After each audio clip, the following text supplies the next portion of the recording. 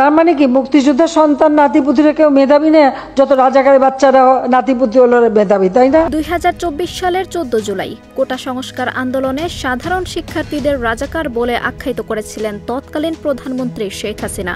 তার সেই বক্তব্যের প্রতিবাদে সেদিন রাতেই ঢাকা বিশ্ববিদ্যালয়ের শিক্ষার্থীরা রাজপথে নেমে স্লোগানে মুখর করেন পুরো এলাকা। তুমি কে আমি কে, রাজাকার রাজাকার, চাইতে এলাম অধিকার, হয়ে গেলাম রাজাকার, কে বলেছে স্বৈরাচার স্বৈরাচার। 14 জুলাই দিনটিকে স্মরণ করে আবারও জুলাই কন্যা দিবস আয়োজন করে সংস্কৃতি বিষয়ক মন্ত্রণালয়। এই আয়োজনের অংশ হিসেবে রাজপথে নামে ঢাকা বিশ্ববিদ্যালয়ের শত শত শিক্ষার্থী। এবার তাদের স্লোগানের কণ্ঠে যোগ দেন অন্তর্বর্তী সরকারের ক্রীড়া উপদেষ্টা আসিফ মাহমুদ।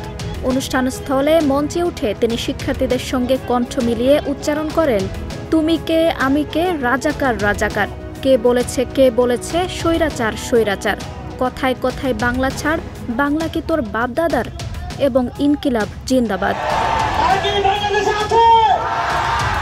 এর আগে কেন্দ্রীয় শহীদ মিনারের পশ্চিম আকাশ জুড়ে রং বেরঙের আলোতে আলোকিত হয়ে ভেসে ওঠে 2000 ড্রোন। ঢাকা এবং ঢাকার বাইরে থেকে আসা উল্লাসিত ছাত্র জনতা নিঃশব্দে তাকিয়ে থাকেন আকাশের দিকে। মুহূর্তেই সকলে মোবাইল ক্যামেরা অন করে ধারণ করতে থাকেন সেই দৃশ্য।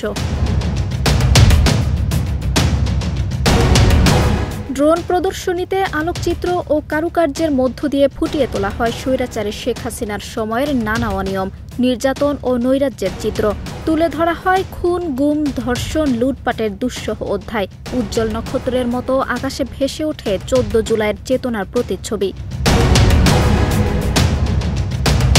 পর্যায়ক্রমে প্রদর্শিত হয় বিডিআর মাসাকার, গুম হওয়া ইলিয়াস আলী, আরমান মাইকেল ও সুমনের প্রতিকৃতি।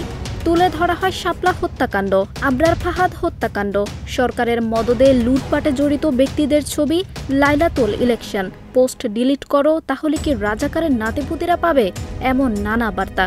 তুমি কে আমি কে, জন্মভূমি অথবা মৃত্যু, শুনো মহাজন আমরা অনেকজন, এসব স্লোগান ভেসে ওঠে আকাশ জুড়ে। প্রায় 10 মিনিট ব্যাপী চলা এই প্রদর্শনী শেষ হয় পশ্চিম আকাশে ড্রোনগুলোর ধীরে ধীরে মিলিয়ে যাওয়ার মধ্য দিয়ে। আঞ্জুম হক আরবি, প্রজন্ম 24।